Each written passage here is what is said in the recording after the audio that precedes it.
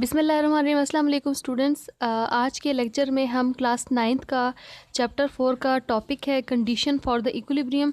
Previous lecture में हम लोगों ने उसकी first condition for the equilibrium को डिस्कस किया था। आज उसकी जो सेकंड कंडीशन है for the body to be in equilibrium उसको डिस्कस करेंगे। फ़र्स्ट कंडीशन में हम लोगों ने ये देखा था कि बॉडी इक्विलिब्रियम में उस वक्त होती है जब उसके ऊपर नो नेट फोर्स होती है। ठीक है, no net force acting. No net force acting का मतलब है नेट फोर्स क्या हो, ज़ीरो हो।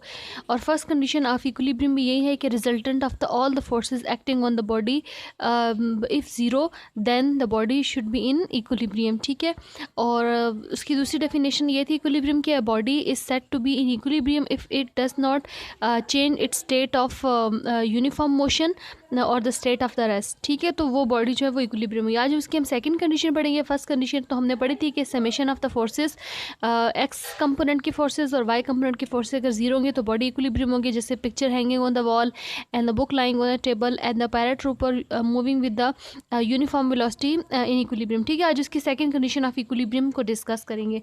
तो सेकंड कंडीशन ऑफ इक्विलिब्रियम को पहले हम सेकंड कंडीशन की डिमांड जो है वो क्यों आई है, second condition for the equilibrium क्यों है। फर्स्ट कंडीशन जो है वो नेट फोर्स की, नेट फोर्स जीरो है तो बॉडी इक्विलिब्रियम होगी। सेकंड कंडीशन को डिस्कस करने के लिए हम सबसे पहले यहाँ पे एक एग्जांपल ले लेते हैं। लेट कंसिडर करें कि ये आपके पास एक बॉडी है। ठीक है, इस बॉडी के ऊपर यहाँ पे दो फोर्सेस एक्ट कर रही हैं, F1 और F2। अगर F1 और F2 को लें तो हमने F1 और F2 की मैग्नीट्यूड जो है उनको सेम रखा हुआ है। ठीक है, और दूसरा ये कि ये जो दोनों फोर्सेस हैं ये दो F1 और F2 बॉडी पे एक्ट कर रही है और इन दोनों फोर्सेस की मैग्नीट्यूड सेम है, डायरेक्शन यहाँ पे ऑपोजिट है और ये दोनों फोर्सेस जो है वो सेम लाइन पे एक्ट कर रही हैं। ठीक है, तो सेम लाइन पे एक्ट कर रही हैं तो इनका अगर हम रिजल्टेंट देखें तो इनका जो रिजल्टेंट है वो क्या होगा, रिजल्टेंट ऑफ फोर्स ज़ीरो होगा। ठीक है, F1 और F2 का रिजल्टेंट क्या है, ज़ीरो है। तो रिजल्टेंट फोर्स की वजह से ये बॉडी जो है वो इक्विलिब्रियम में होगी। अब यहाँ पे दोनों फोर्सेस हमने यहाँ पे इसको कैसे ले कि these two forces are equal but opposite to each other and these both the forces acting along the same line, hence the resultant will be zero. ठीक है, तो अकॉर्डिंग टू अगर फर्स्ट कंडीशन हम देखें तो ये बॉडी जो है वो इक्विलिब्रियम में होगी। अब यहाँ पे हम एक और ब्लॉक को कंसिडर कर लेते हैं। लेट सपोज करें कि आपके पास यहाँ पे एक और ब्लॉक है, एक और बॉडी है। अब यहाँ पे एक फोर्सेस इस तरह कर रही है, इस पॉइंट पे एक्ट कर रही है और दूसरी जो फोर्स है वो इस पॉइंट पे एक्ट कर रही है। अगर आप इन दोनों फोर्सेस को देखें, अब हमने इस केस में भी यही लिया हुआ है कि दोनों फोर्सेस जो इनकी मैग्नीट्यूड को सेम लिया हुआ है, लेकिन अगर देखें तो ये दोनों फोर्सेस जो है वो सेम लाइन पे एक्ट नहीं कर रही।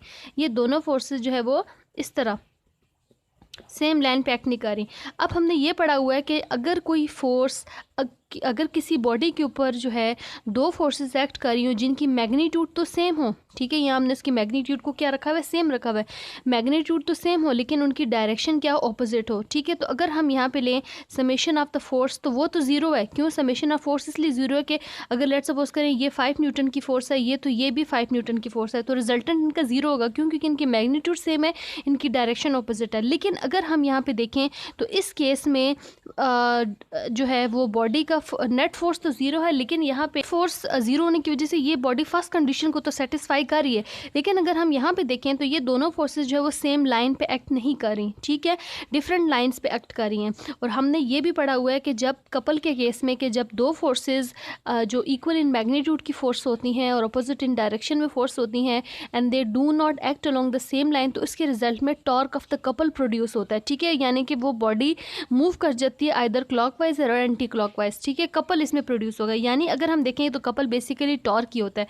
तो अगर हम देखें तो इस ब्लॉक में, इस बॉडी में टेंडेंसी है that it to for the rotation. ठीक है, it is because this body has the tendency to rotate. ठीक है, तो इसलिए हमें यहाँ पे इस सिचुएशन को देखते हुए हमने एक और कंडीशन की डिमांड की है for the body to be in equilibrium. ठीक है, in addition to the first condition for the equilibrium, यानी कि नेट फोर्स अगर बॉडी के ऊपर ज़ीरो हो तो सिर्फ नेट फोर्स की ज़ीरो होने की वजह से बॉडी इक्विलिब्रियम में नहीं होती, उसके ऊपर टॉर्क का ज़ीरो होना भी ज़रूरी होता है। यानी अगर उसके ऊपर समेशन ऑफ टॉर्क ज़ीरो होगा तो तब ही वो फुली बॉडी जो है वो फुली इक्विलिब्रियम की कंडीशंस, दोनों कंडीशन को सेटिस्फाई कर रही होगी। तो दूसरी जो इसकी कंडीशन है इक्विलिब्रियम की वो यही है कि बॉडी का जो नेट टॉर्क है वो भी ज़ीरो होना चाहिए, तो तब ही यहाँ पे बॉडी इक्विलिब्रियम में होगी। हम जो सेकंड कंडीशन है फॉर इक्विलिब्रियम उसकी स्टेटमेंट देखते हैं कि a body satisfy the second condition for equilibrium when resultant torque acting on it is zero. ठीक है, फर्स्ट कंडीशन ये थी कि बॉडी का इक्विलिब्रियम में होने के लिए ज़रूरी है कि नेट फोर्स ज़ीरो हो, रिजल्टेंट फोर्स ज़ीरो हो। सेकंड कंडीशन ये है कि summation of the torque is zero. ठीक है, यानी टॉर्क का जो रिजल्टेंट है वो ज़ीरो होना चाहिए, तो तभी बॉडी इक्विलिब्रियम में होगी। क्लियर है? तो यहाँ पे अगर उसका टॉर ज़ीरो होगा तो उसमें कोई रोटेशनल मोशन नहीं होगी और बॉडी क्या होगी, इक्विलिब्रियम में होगी। ठीक है, तो ये हम लोगों ने पढ़ ली दोनों कंडीशंस के, फर्स्ट कंडीशन और सेकंड कंडीशन बॉडी की। आई होप कि आपको को ये दोनों कंडीशंस समझ आ गई होंगी। अब हम नेक्स्ट अपने लेक्चर में डिस्कस करेंगे कि जो स्टेट्स ऑफ इक्विलिब्रियम होती है, स्टेबल इक्विलिब्रियम, अनस्टेबल इक्विलिब्रियम और न्यूट्रल इक्विलिब्रियम, ये तीनों इक्विलिब्रियम की स्टेट्स होती हैं, इनको डिस्कस करेंगे और फर्दर जो इससे रिलेटेड कुछ एग्जांपल्स हैं उनको भी डिस्कस करेंगे।